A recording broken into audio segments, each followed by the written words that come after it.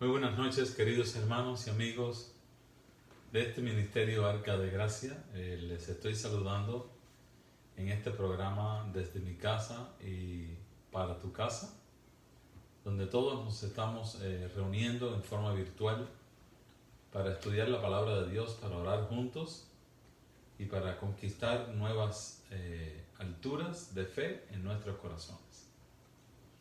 El mundo está como una mujer con dolores de parto. Todo está complicado. En nuestro país, Estados Unidos de Norteamérica, hay cientos y miles de personas en las calles manifestándose, realizando protestas pasivas y otros realizando actos vandálicos, asaltando, haciendo atrocidades con los negocios en las calles, incendiando edificios, porque la gente está desesperada sin Dios. Estos son manifestaciones de una especie de histeria colectiva, cuando la gente está sin Dios y los asuntos, las crisis y las torres y en masa estallan.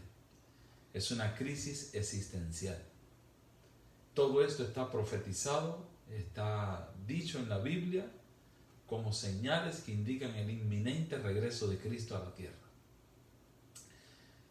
Y de muchas maneras Dios nos ha avisado siempre de lo que va a hacer, y estamos como pueblo de Dios alertas y escogiendo estos momentos para orar, acercarnos a Dios, conocer más de su palabra y prepararnos mejor cada vez para estar listos para cualquier cosa que el Señor nos indique como iglesia que debemos hacer en estos últimos días.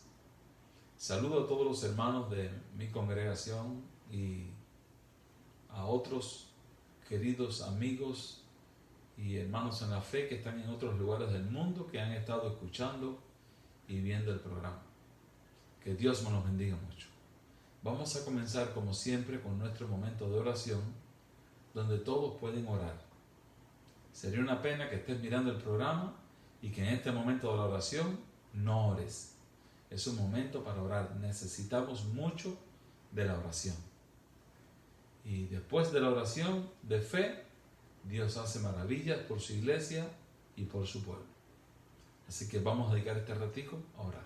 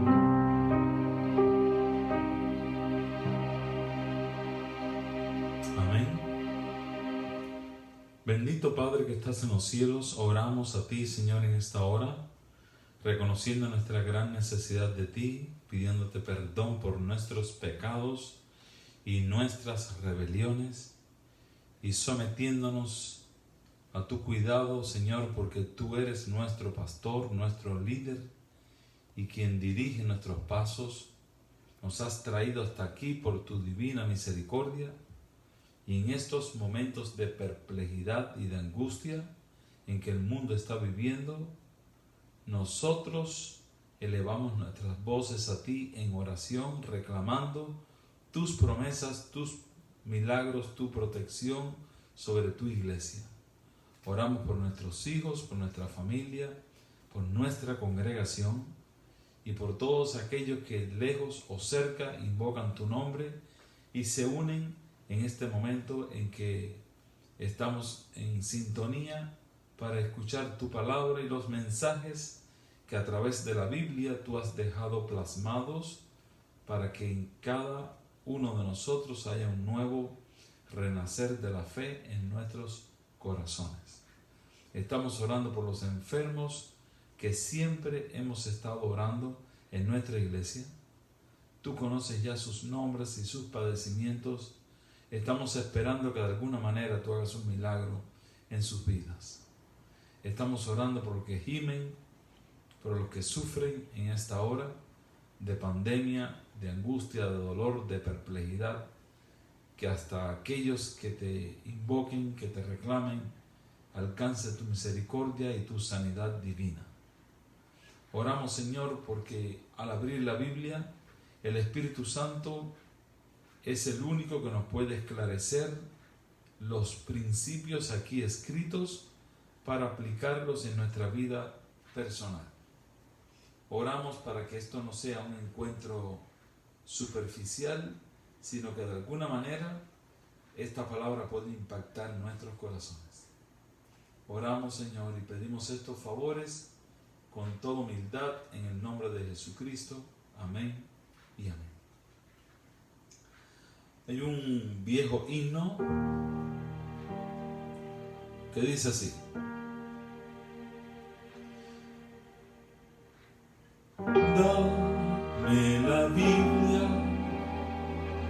santa y clara nueva, luz del camino, angosto y celestial, regla y promesa, ley de amor unido, hasta que rompa el alba eterna.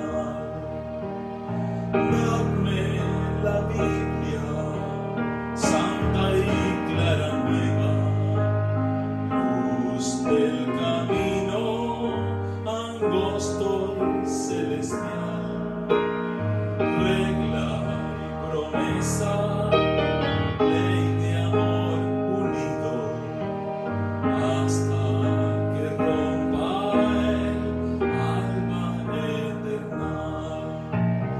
Dame la Biblia, santa y clara nueva, luz del camino, angosto y celestial, regla y promesa, ley de amor unido, hasta que rompa el alma eterna.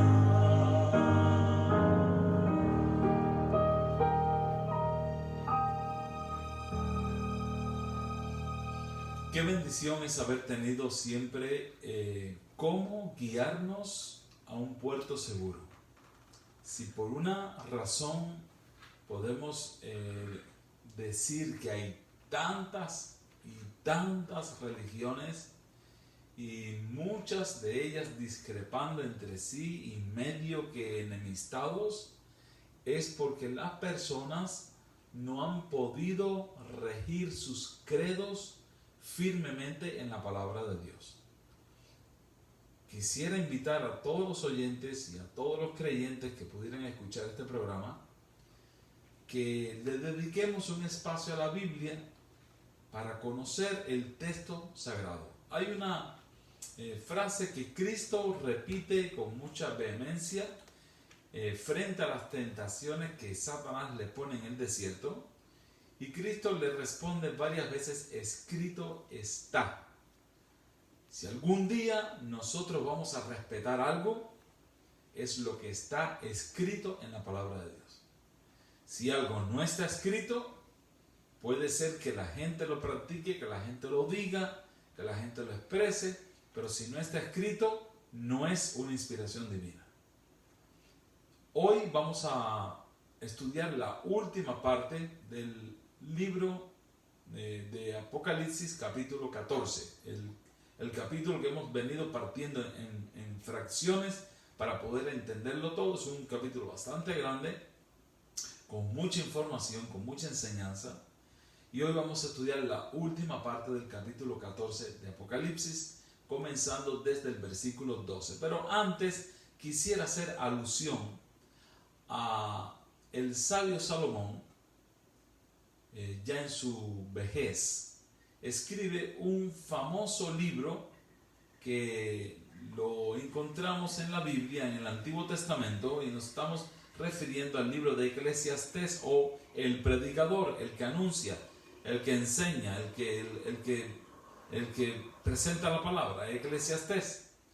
Y es muy interesante el libro de Eclesiastés porque allí encontramos aquella famosa frase célebre: vanidad de vanidades, he aquí que todo es vanidad y aflicción de espíritu.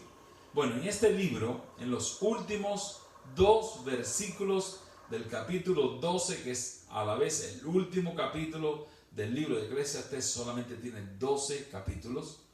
Los últimos 2 versículos, el 13 y el 14, dicen así: el fin de todo discurso oído es este: teme a Dios, guarda sus mandamientos, porque esto es el deber del hombre.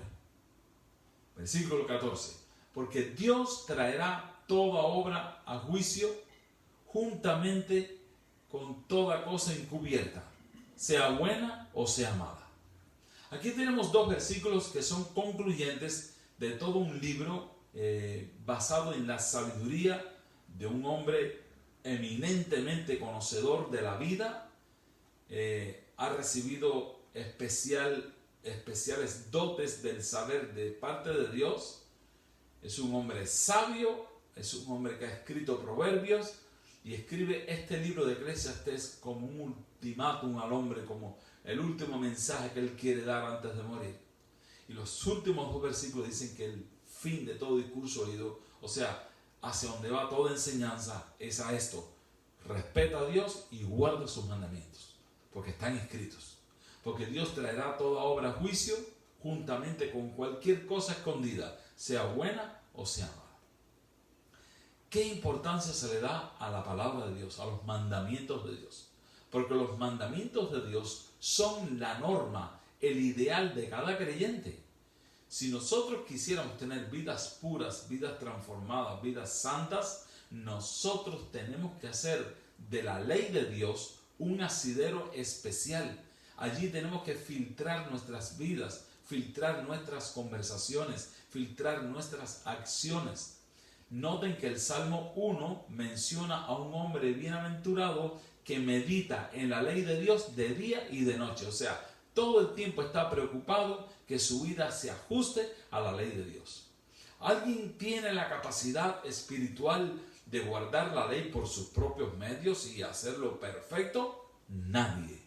Sin embargo, mientras caminamos con Cristo, mientras leemos la Biblia, mientras oramos, mientras consagramos nuestras vidas a Él, Él va imprimiendo su carácter, Él va moldeando nuestras maneras, de tal modo que en algún momento nosotros exhibimos en nuestra vida los 10 mandamientos de Dios. Pero primeramente nos toca firmar debajo. Cuando usted lea, si usted es un creyente, si usted cree en Dios, si usted cree tener a Dios en su corazón, cuando lea los 10 mandamientos a los que me estoy refiriendo, firme debajo. Usted no puede guardar esos 10 mandamientos con una norma de conducta moral humana. No puede, porque es una ley espiritual. Y el hombre natural no entiende, dice la Biblia, las cosas que son del espíritu, porque le parecen una locura. Obviamente, si usted va a mirar la ley con sus fuerzas, es un fracaso. Pero si creemos que al acercarnos a Dios, al buscar de Dios, podemos guardar esa ley, ese debe ser nuestro ideal, nuestro sueño, nuestra mayor ambición en la tierra es exhibir en nuestra vida los 10 mandamientos de Dios, esa norma de justicia que es una copia del carácter de Dios en miniatura. Debíamos preocuparnos por guardar esa ley. Así que vamos a iniciar el tema de hoy específicamente comenzando en Apocalipsis 14, versículo 12. Y de ahí vamos a avanzar hasta el versículo 20 y así poder terminar nuestro capítulo 14 de Apocalipsis. Así que vamos allá. Dice el versículo 12: aquí está la paciencia de los santos.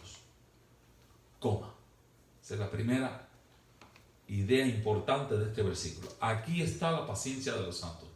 Esta frase también se puede traducir como: en esto consiste la fortaleza, la resistencia de los santos.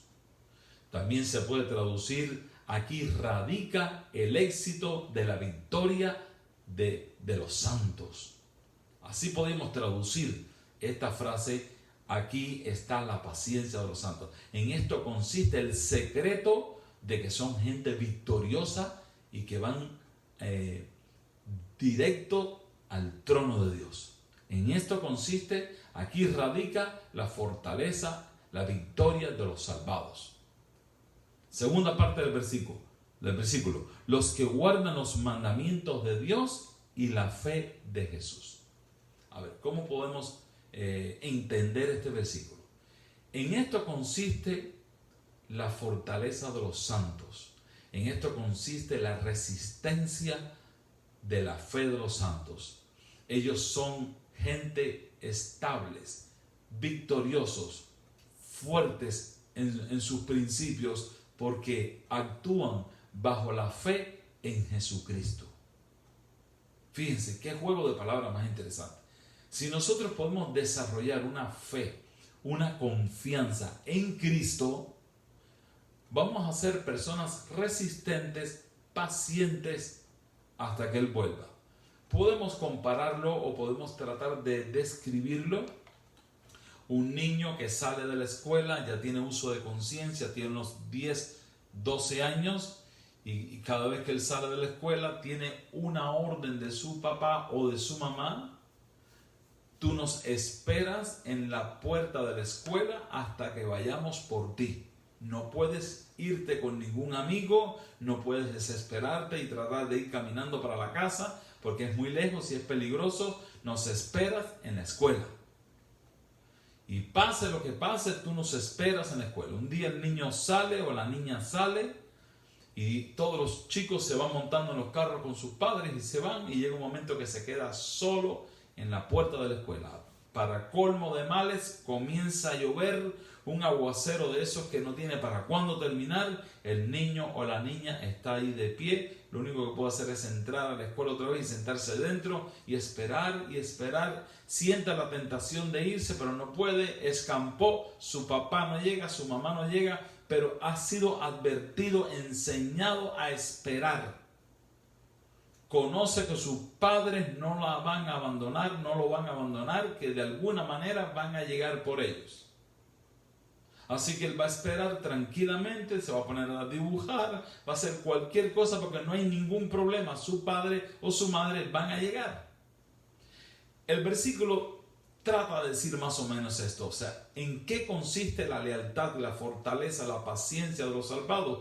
Que tienen fe en Jesucristo, conocen los principios de la enseñanza bíblica y han confiado que de la misma forma que Dios ha librado en el pasado, les va a librar en el presente. Este tipo de cristianos, semejante tipo de creyentes y de pueblo de Dios, Él anda buscando. Gente que le adora en espíritu y en verdad. Él tales adoradores busca, tales creyentes espera el Señor. Gente que confía en Dios, que esperen en Dios, sea lo que sea, y que no se muevan de la posición de la fidelidad en Cristo. Vamos a leer el versículo siguiente, donde el profeta Juan comienza a describir otra escena interesante con una gran enseñanza para nosotros. Versículo 13 dice: oí una voz que desde el cielo decía: escribe, bienaventurados de aquí en adelante los muertos que mueren en el Señor. Sí, dice el Espíritu, descansarán de sus trabajos, porque sus obras con ellos siguen. Aquí aparece inmediatamente después de este versículo que habla de la paciencia y la resistencia, está dirigiendo el enfoque, el llamado bienaventurados los que le toca morir, pero que están en Cristo, que creen en el Señor, ya sea en el martirio, ya sea en la enfermedad, ya sea en la situación que fuere.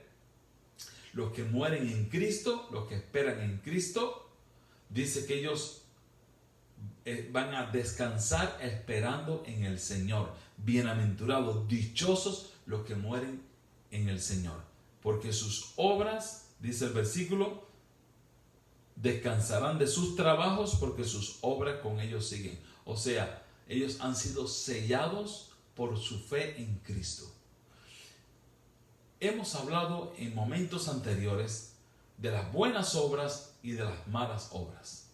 Nosotros los seres humanos no producimos nada bueno a menos que el Espíritu Santo haya cambiado, transformado nuestros caracteres y haya penetrado en nuestra vida y seamos una réplica del gozo del Señor, del carácter de Cristo. Pero esta frase de que sus obras con ellos siguen es que ha quedado la vida de ese creyente, de ese santo, en el libro de la vida registrado sus obras de fe. Estamos hablando de obras de fe. No estamos hablando de personas que se van a ir a trabajar a otro lugar porque eso va en contra de nuestras creencias. Estamos hablando de que sus obras con ellos siguen, sus obras de fe, la fe que tuvieron en Cristo los dejó sellados para un evento importante que se va a anunciar ahora. Así que no importa si mueres en Cristo, hermanos, si nos toca morir, que sea en Cristo. No podemos morir sin Cristo, porque esa sería la desdicha más grande de un pecador. Si vamos a morir, morimos en Cristo, confiando en el Señor, esperando en sus promesas. Él viene por mí. Está lloviendo, hay una tempestad, está tronando, están cayendo relámpagos, pero Él dijo que vendría y va a venir por mí. Dice el versículo 14.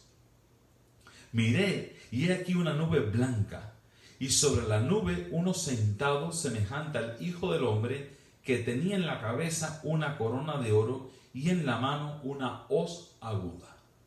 Aquí estamos mirando la primera cosecha. En este final de este capítulo vamos a ver dos cosechas y pudiéramos estar pendiente a esta idea de dos cosechas. Dice que aquí viene uno sentado, miréis aquí una nube blanca y sobre la nube uno sentado semejante al Hijo del Hombre. Semejante al Hijo del Hombre porque la visión que tenía Juan de Cristo era una visión completamente humana. Cristo se cansaba, Cristo tenía hambre, Cristo se quedaba dormido, pero el que viene en esa nube blanca se parece al Hijo del Hombre, obviamente está glorificado, está con todo su poder, en toda su divinidad, en toda su gloria y su majestad, se parece al Hijo del Hombre al que él conocía. Juan está hablando basado en su perspectiva del rostro de Cristo. Y traía en la cabeza una corona de oro y en su mano una hoz aguda. O sea, Cristo viene a algo. Cristo viene por su iglesia. Esa hoz aguda representa la cosecha del pueblo de Dios. Él viene a buscar a su iglesia. Los que esperaron, los que sufrieron, los que tuvieron paciencia, los que murieron por Cristo, los que están vivos esperando a Cristo, los que están huyendo por los montes en el momento que Cristo viene. Él viene por su iglesia. Por eso simbólicamente trae en la mano una hoz. Una hoz quiere decir, vengo a buscar a mi iglesia. Yo no creo que cuando Cristo venga con una hoz en la mano. Es posible. Pero lo que está queriendo decir aquí el mensaje apocalíptico es a qué viene Cristo a la tierra. Viene a buscarte a ti, viene a buscarme a mí porque hemos orado, porque hemos confiado en Él, porque hemos tenido la fe de Jesús, hemos resistido al mal, hemos resistido las tentaciones, nos hemos alejado del mundo, hemos abandonado los pecados que nos gustan por causa de Cristo, hemos renunciado a proyectos que solucionaban nuestro problema, entre comillas, por amor a Cristo. ¿Cuántas cosas nos hemos sacrificado por Él? Entonces Él viene a buscar una iglesia que tiene fe en Cristo. Por eso dice que viene con una voz aguda, pero viene en una nube blanca. Siempre se habla de Cristo viniendo en las nubes. Yo no puedo entender cómo Cristo puede venir en una nube, pero va a venir en una nube. Y dice el versículo 15, y del templo salió otro ángel clamando a gran voz al que estaba sentado sobre la nube. ¿Qué escena esta? Vamos a ver qué mensaje celestial va a recibir Cristo ya viajando hacia la tierra. Mete tu hoz y siega, porque la hora de segar ha llegado, pues la mies de la tierra está madura. La mies de la tierra representa los cristianos. La tierra representa el cristianismo. Adán fue creado, formado del polvo de la tierra, así que la tierra en lenguaje apocalíptico representa el cristianismo. Por eso dice, la mies de la tierra está lista. La mies de la tierra, el fruto de la tierra, la cosecha de la tierra ya está lista. Mete tu voz, que ya tu iglesia te está esperando. Qué voz más linda sale del trono de Dios y le dice al que viene sentado en la nube, usa tu voz. Llegó el momento de la cosecha. Y el que estaba sentado sobre la nube, versículo 16, metió su hoz en la tierra y la tierra fue segada. Estamos mirando simbólicamente la película de cómo será la venida de Cristo. Primeramente el Señor recogerá su iglesia. Yo recuerdo la parábola del trigo y la cizaña. Hay una frase muy interesante que el Señor de la finca, de la hacienda, dice, no arranquen la cizaña, no sea que arrancando cizaña me arranquen también el trigo. Resulta que parece que estas dos plantitas se parecen. Esperen la cosecha, y en la cosecha entonces se hace la separación. Aquí está hablando de lo mismo. Mete la hoz, la mies está lista. Salió otro ángel del templo que está en el cielo teniendo también una hoz aguda. Versículo 17. Así que viene Cristo con la hoz, recibe un llamado de un ángel, mete la hoz que ya la iglesia te está esperando. Ven a recoger a tu iglesia. Pero ahora sale otro ángel con otra hoz. Así que hay dos cosechas aquí. Y salió del altar otro ángel, versículo 18, que tenía poder sobre el fuego, y llamó a gran voz al que tenía la hoz aguda, diciendo, mete tu hoz aguda y vendimia los racimos de la tierra, porque sus uvas están maduras. A ver, ¿cómo podemos entender esto? Ya Cristo cosechó su iglesia, ahora este ángel que tiene el poder sobre el fuego, le dice al ángel que tiene la hoz, mete tu hoz porque las uvas están maduras. Vamos a ir leyendo. Y el ángel, versículo 19, arrojó su hoz en la tierra y vendimió la viña de la tierra, echó las uvas en el gran lagar de la ira de Dios.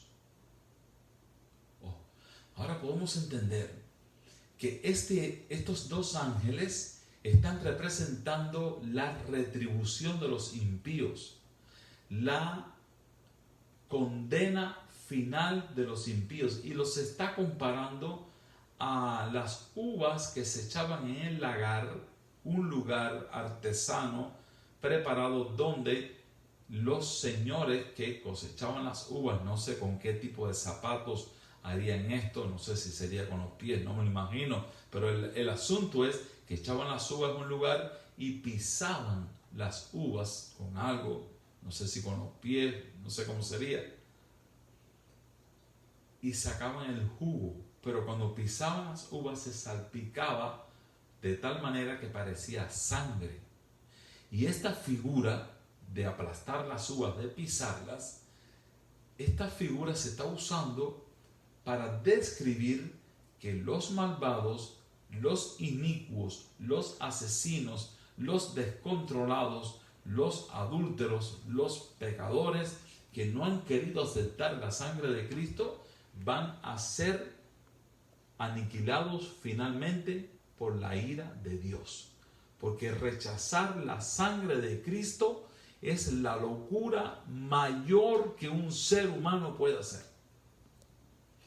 Tú puedes equivocarte en cualquier cosa menos en este punto. Despreciar, postergar la sangre de Cristo, la salvación que Cristo te ofrece, es una locura. Porque esto va a tener una retribución. No es una opción. Aceptar a Cristo o rechazar a Cristo no es una opción. Es la única opción que tiene el ser humano para ser salvo. ¿Salvo de qué? De la condenación, de la muerte eterna. Salvo de nuestros pecados, de nuestras conductas pecaminosas, de nuestra deshonra, de nuestra vileza, de nuestra lejanía de Dios. Al aceptar el sacrificio de Cristo y comenzar a caminar en fe y acercarnos a Dios, esto nos hace aptos para vivir eternamente con Cristo y participar de la herencia de los santos en luz. Entonces, los que no quisieron, los que cambiaron a Cristo por un vicio, los que cambiaron a Cristo por un placer momentáneo, los que cambiaron a Cristo por sus soluciones personales, los que cambiaron a Cristo por una mejor vida, los que dejaron atrás el reino de los cielos por cosas superficiales, por perder tiempo, entonces esa gente van a sufrir una cosecha. Hay un ángel que viene a cosechar las uvas que ya están maduras. O sea, la gente llegó al colmo de su ira, al colmo de su maldad, al colmo de su pecado. Hicieron todo lo que les dio su gana, nadie los paró nunca, nadie los frenó. A veces la gente pretende que si Dios existe, que Dios me pare cuando yo vaya a hacer algo malo. Dios no trabaja así. Dios respeta la decisión de cada persona. Él respeta con quién tú te quieres casar, respeta dónde tú quieres vivir, dónde tú quieres comprar la casa, dónde tú quieres trabajar. Todas tus decisiones Dios las respeta. Hay personas que cada vez que van a tomar una decisión, oran a Dios, se someten a Dios y esperan una respuesta divina y se mueven por la fe. Pero hay otros que toman decisiones a derecha e izquierda sin importarle nada. Pero hay un día en que las uvas, que ahora los impíos aquí están representados por las uvas, que van a ser pisadas por la ira de Dios y van a salpicar el jugo en las paredes como símbolo de la destrucción de los impíos. Hay un día que viene la retribución.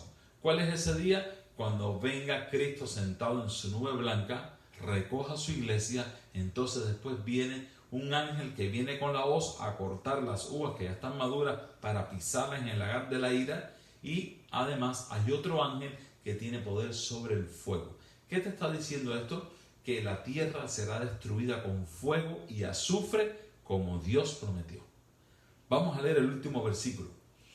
Dice el versículo 20: y fue pisado el lagar fuera de la ciudad, y del lagar salió sangre hasta los frenos de los caballos por 1600 estadios, aproximadamente unos 300 kilómetros. Quiere decir que habrá una gran mortandad, habrá una gran destrucción para los que rechazaron a Cristo. No les importó la palabra de Dios, no les importó el llamado del Señor. Llegó un momento en que el lagar fue pisado. Llegará el momento de la destrucción de los impíos. Mira, hermano, esta obra que el Señor hace de destruir al impío se le llama teológicamente la extraña obra de Dios. Nosotros conocemos a un Dios de amor, de compasión, de misericordia, de segundas oportunidades, de terceras oportunidades, de cuartas oportunidades. A veces miramos atrás nuestra vida y decimos: qué gran misericordia ha tenido Dios conmigo. ¿Por qué? Si hay otras personas mejores que yo, que Dios no tuvo tanta misericordia, o que ya murieron, o que ya no están. Alguna cosa de esa decimos. Porque Dios es amor. Y la gente piensa que el hecho de que Dios destruya a los impíos es que Dios cambió. No, es por amor también. Porque la patria celestial, el reino de los redimidos, donde vamos a vivir, recuperar nuestra vida eterna, porque si tú notas, todos tenemos más o menos un indicio de eternidad. No queremos morirnos nunca, no planificamos morir, no pensamos que vamos a morir. Aún en un ancianito que esté en sus cabales, que esté bien, porque a veces los ancianitos llegan a 90, 100 años y no saben ni dónde están. Pero hay algunos ancianitos que están con 90, 95, 100 años y están bien, están caminando, están moviéndose en su casa, se hacen todas sus cosas, se pueden valer. Y usted le dice, viejo, ya le queda poco tiempo. Y él dice, no, yo estoy bien, yo estoy entero.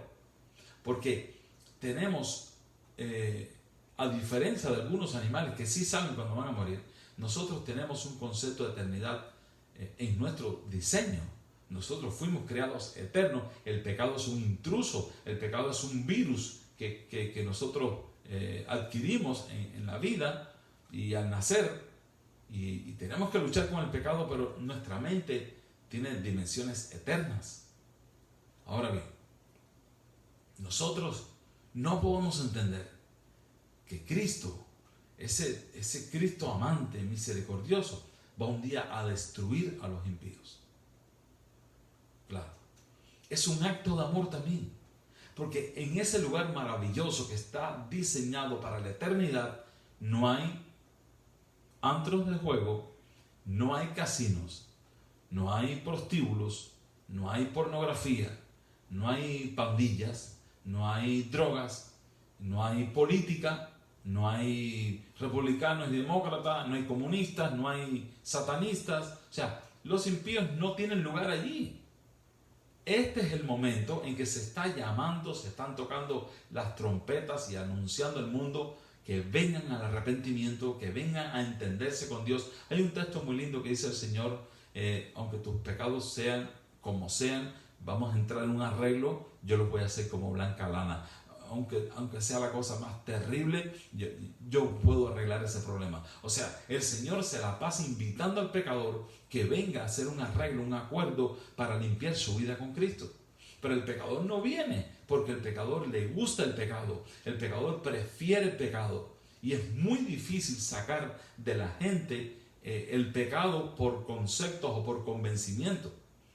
Solamente el Espíritu Santo puede hacer una obra de contrición, que nosotros sintamos vergüenza y dolor por nuestros pecados y vengamos a un entendimiento con Dios y caigamos rendidos a los pies de Cristo.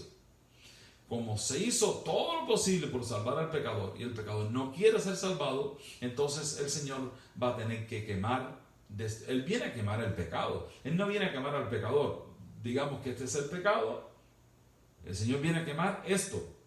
Pero ¿dónde está el pecador? Sujeto de esto, con uñas y dientes, como dice alguien por ahí, con uñas y dientes sujeto de esto. Entonces cuando Dios queme esto, se quema el pecador. La gente no quiere entender, no quieren someterse al filtro de la santa ley de Dios.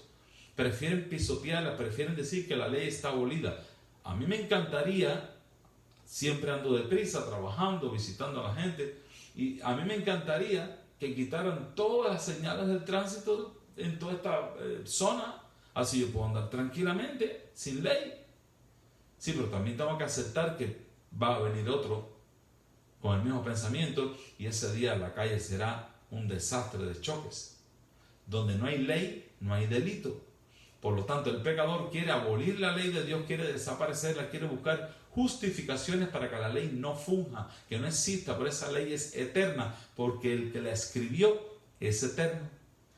Y siempre digo esto, noten, es la única porción de la Biblia que Dios no le dio a escribir a ningún profeta. Dios no se le inspiró a ningún profeta. Él mismo escribió sus 10 mandamientos en tablas de piedra y se las entregó al pueblo que él había escogido para que ministrara al mundo el Dios verdadero.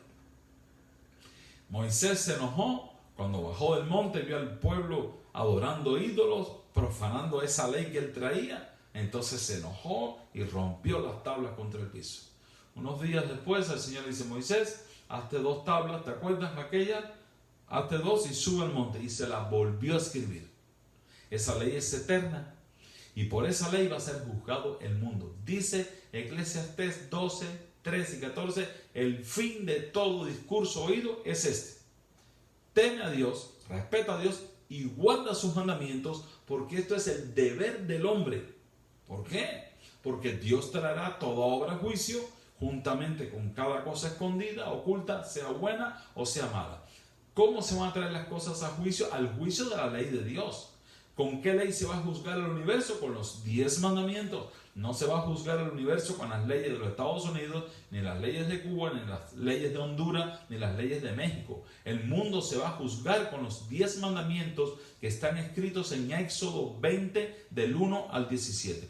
¿Y por qué no aparece la ley en el Nuevo Testamento? Sí aparece la ley en el Nuevo Testamento. Estamos llenos de citas bíblicas donde se recuerda los mandamientos de Dios en el Nuevo Testamento, cada uno de los mandamientos. Pero la ley en sí no va a aparecer en el Nuevo Testamento porque ya apareció en la Torá, en la ley, en la enseñanza, donde se dieron el ABC a los israelitas.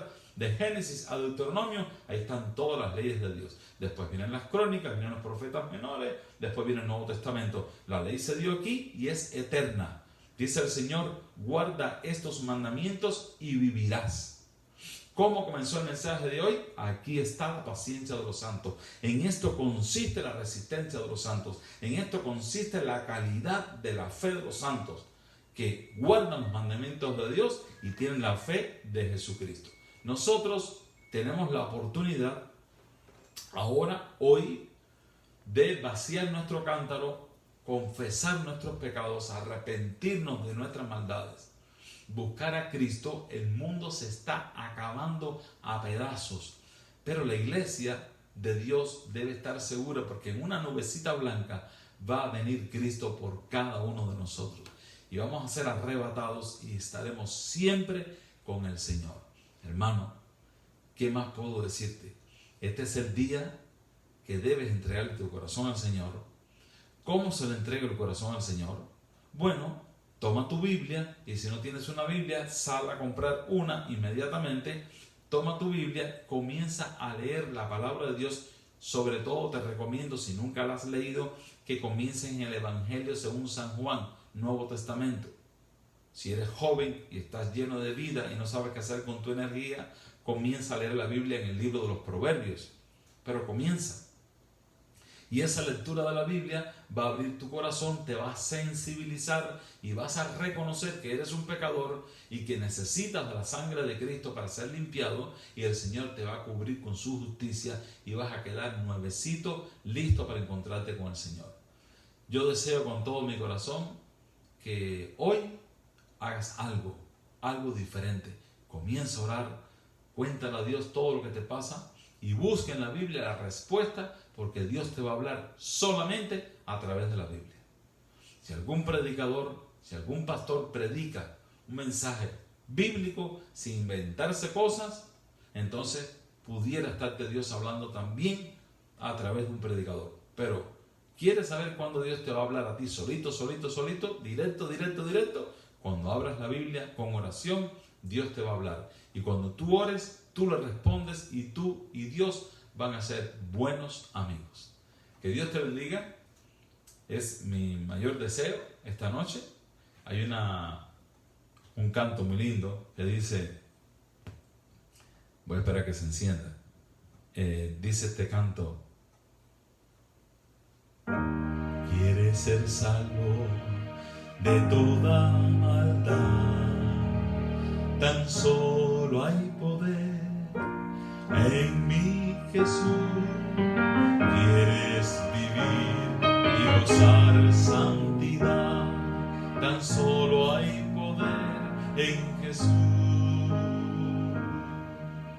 Hay poder, sí, sin igual poder en Jesús.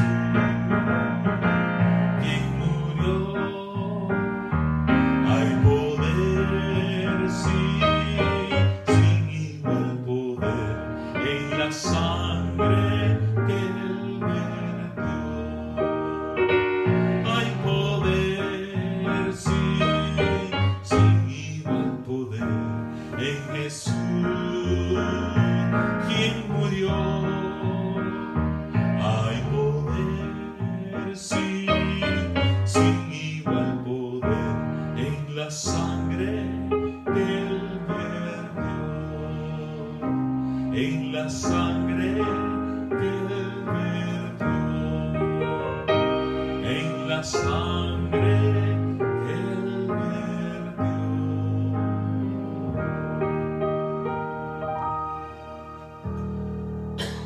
Oramos. Padre, gracias por tu palabra, gracias por la invitación. Pon en nosotros tu Espíritu Santo, que podamos reconocerte en todos nuestros caminos y que podamos apropiarnos de la salvación que tú has pagado en la cruz para cada uno de nosotros. Señor, pon tu ley en nuestros corazones. Despierta un interés ferviente por escudriñar las Escrituras y someternos a tu divina voluntad. Oramos por nuestros hijos, nuestro hogar y por nuestra iglesia Arca de Gracia. Que tú nos dirijas y seas nuestro pastor. Nos ponemos en tus manos, Señor, en el nombre de Jesucristo. Amén